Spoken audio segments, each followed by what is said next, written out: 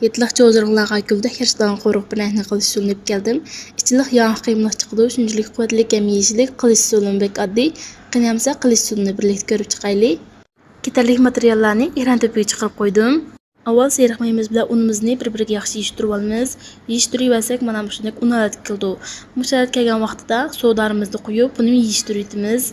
Endi qatiqimizni quyib, xamirimizni yo'g'irishga boshlaymiz. Mana xamirimiz shunday yumshoq holatga keldi.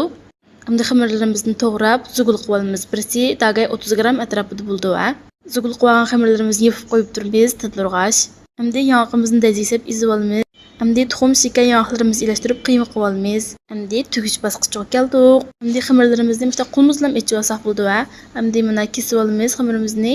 Endi yog'larimizni silib tugishga boshlaymiz. Yogab mana bu sharatga akasak bo'ldi. Endi darhol shikayga bosamiz. Birdan turg'izib qo'ysak shikay chaplashmaydi. Darhol shikayga bosamiz. Shikay besib mana lesirimizga tizib olamiz. O'shanimizdan 9 gradusni yuqori qilib pishiramiz. Mana pishib ketdi, o'xshab ketdi. Amsa yuraklaringlarni ayamg'aysizlar, kelaksan o'rganganlar bor, inkraslarni qoldirib qo'yinglar.